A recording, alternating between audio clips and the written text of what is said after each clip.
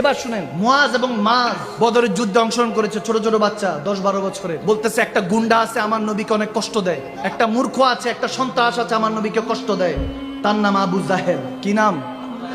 আবু জাহেল। বলতেছে তাকে হত্যা করব, তাকে হত্যা করব, কাতাল করব। সবাই বলছে তোমরা ছোট্ট মানুষ পারবা না। হাদিসের কিতাবে রওয়ায়াত আছে এগুলো। আল্লাহু আকবার।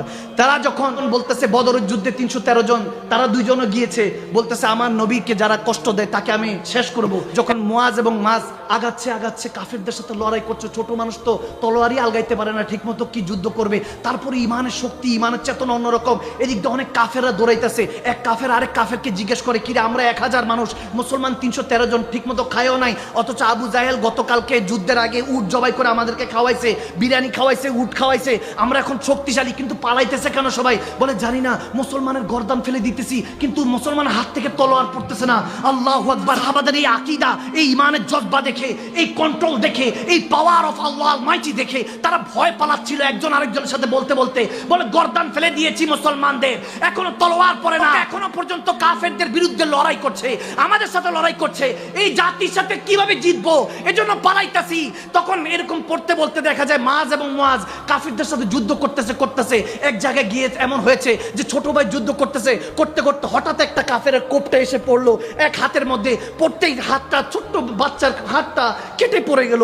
কেটে যখন পড়ে গেল, ডান হাত পড়ে গেল, বাম হাতে তলোয়ার নিয়ে আবার যুদ্ধ করছে। এখন একজন ভাই আরেকজন ভাইকে আগলে রাখতেছে যে তুই আমার পিছনে থাক, আমরা ওই জাহেলকে, আবু জাহেলকে ধ্বংস করে ছাড়বো ইনশাআল্লাহ।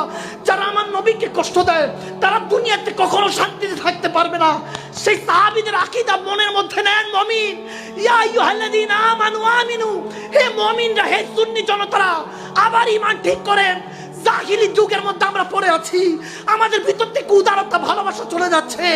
এই ইহুদি নাসাররা আমাদেরকে বর্বরতার যুগে ফিরিয়ে দিয়েছে, আমাদেরকে মুমিন তো দূরে থাক, বান্দা হতে দিচ্ছে না এই সব জিনিসের কারণে। এগুলো থেকে ফিরে আসো যুবক, মা বোনদেরকে বলছি ফিরে আসেন। মা খাদিজাতুল কুবরা প্রথম আমার নবীর জন্য দাঁড়িয়েছেন, কোন পুরুষ ইসলামে আমার নবীর জন্য দাঁড়ান নাই, মা খাদিজা দাঁড়িয়েছেন। আমার নবীকে কিছু বলার আগে আমি খাদিজাকে বলতে হবে। তার মানে বোঝা যায় মা বোন ভাই বাবা সবাই আমার নবীর জন্য দিওয়ানা হতে হবে। নবীকে পেলে আল্লাহকে পাওয়া যাবে। ফাত্তাবিউনি ইহবিবকুমুল্লাহ।